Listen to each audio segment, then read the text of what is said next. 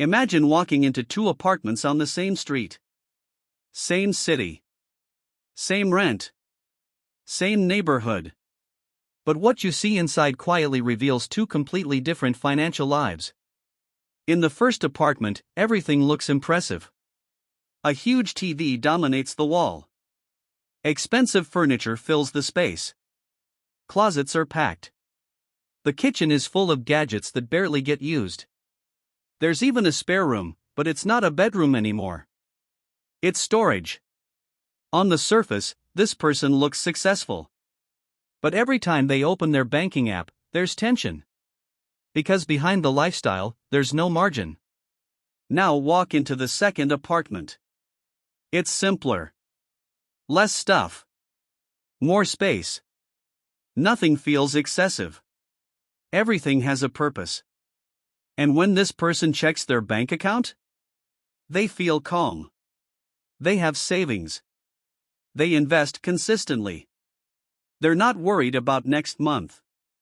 Here's the uncomfortable truth. The second person earns almost half as much. Same location. Same opportunities. But completely different outcomes.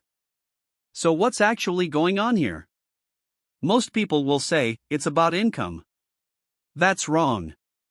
This is about something much deeper. It's about your relationship with stuff. We've been trained to believe a simple idea. More money, better life, more stuff. So naturally, as income increases, spending follows. You upgrade your phone, your car, your home, your lifestyle. And it feels justified. Because technically, you can afford it. But here's the trap no one explains clearly. Just because you can afford something, doesn't mean you can sustain it. That's where people quietly lose control. Not through big mistakes, but through small, repeated decisions that slowly raise their cost of living until there's no room left. No savings. No flexibility. No breathing space. This is called lifestyle creep. And it's one of the biggest reasons people earning good money still feel broke. Now here's the mindset shift that changes everything. Every single thing you own costs you money twice. The first cost is obvious. It's the price you paid. But the second cost? That's where people get blindsided. Because the second cost never shows up on the receipt. It shows up over time. Let's break it down simply. Say you buy a treadmill. You think it costs $1,000. But that's not true. It also takes up space in your home. And space isn't free. Even if you don't realize it, you're paying for that space every single month through rent or housing costs. Now add maintenance. Maybe it needs repairs, cleaning, adjustments. Then there's mental cost. It sits there, unused, reminding you that you should be using it. That tiny guilt? It adds up. And finally, the biggest hidden cost. Opportunity cost. That same $1,000 could have been invested. Over time, it could have doubled or tripled. So the real cost of the treadmill isn't just $1,000. It's the space, the upkeep, the mental clutter, and the money it could have become. Once you start seeing purchases this way, your decisions change fast. This leads to one of the most powerful rules you can use. Always think in cost per use. Instead of asking, can I afford this? Ask, how much will this cost me each time I actually use it? Suddenly, things become very clear. A $300 gadget you use twice a year? That's $150 per use. Not worth it. But a $1,000 phone you use every single day for years? That becomes cheap over time. Same with a good mattress, a reliable laptop, or anything that genuinely improves your daily life. This simple shift cuts through emotional buying. It forces you to be honest. Not with what you want, but with what you'll actually use. Now here's something even more uncomfortable. Look around your room right now. How many things do you own that you wouldn't buy again today? Be honest. Clothes you don't wear. Gadgets you don't touch. Stuff you forgot you even had. If it disappeared tomorrow, would you spend money to replace it? For most items, the answer is no. That means something important. You're holding on to things that have no real value in your life anymore.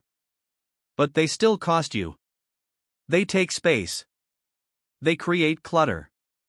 They drain attention. This is why people feel overwhelmed in their own homes without knowing why. Because every object quietly demands something from you. Your time. Your energy. Your focus. And the more you own, the more scattered your life becomes. Now let's talk about a pattern that destroys wealth faster than people realize. Upgrading, for no real reason. Your phone works fine. But a new one comes out. Your car runs perfectly. But you want something newer. Your furniture is good enough. But you're bored of it. So you replace it. This feels harmless. Even normal. But it's one of the most expensive habits you can build. Because you're not solving a problem. You're feeding a feeling. And feelings don't have a limit. There will always be something newer. Something better. Something more exciting. If you keep upgrading based on that, you'll keep resetting your financial progress. Over and over again. People think wealth is about earning more. But in reality, it's about keeping the gap. The gap between what you earn and what you spend. That gap is where your freedom lives. Shrink the gap, and your options disappear.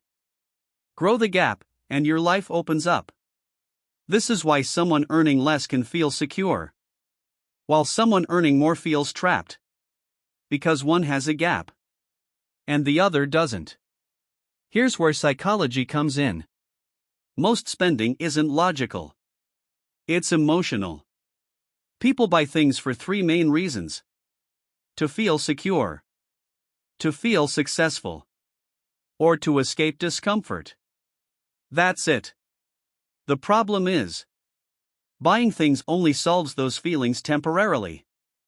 You feel good for a moment. Then you adapt. And you need something else. This creates a loop. Spend, feel better, adapt, repeat. And that loop can go on forever. Unless you break it. So how do you break it? You don't rely on discipline. Because discipline fades. You change your environment. Make spending harder. Make saving easier. Remove saved cards from apps. Wait 24 hours before buying anything non-essential. Unfollow accounts that constantly trigger you to spend. At the same time, automate your savings. Invest before you even see the money. Make saving the default. Because behavior follows friction. If something is easy, you'll do it. If it's hard, you won't. Design your system accordingly. Now here's a concept most people never think about. Every purchase multiplies. You don't just buy one thing. You buy everything that comes with it. Buy a car? Now you have fuel, maintenance, insurance, repairs. Buy expensive clothes? Now you care more about appearance, trends, replacements. Buy a big house? Now you fill it with more stuff. Every decision creates a chain reaction. And most people only think about the first step, not the full cost. This is why defining enough is so important. Because if you don't define it, it keeps moving. You earn more, you spend more, your standard rises. And suddenly, what once felt like luxury feels normal. Then necessary. Then not enough. This is how people earning a lot still feel like they're behind. Because there's no finish line. Only constant expansion. But if you decide, this is enough for me, everything changes. Now extra income doesn't inflate your life. It builds your future. And that leads to the real definition of wealth. not what you own, but what you can choose. Can you walk away from a bad job? Can you handle emergencies without panic? Can you take time off if needed? Can you make decisions based on what you want, not what you're forced to do? That's wealth. Not the car. Not the house. Not the stuff. Those things often do the opposite. They lock you in. They increase your obligations. They reduce your flexibility. Real wealth increases your options. Fake wealth increases your expenses. So what should you actually do with all this? Start small.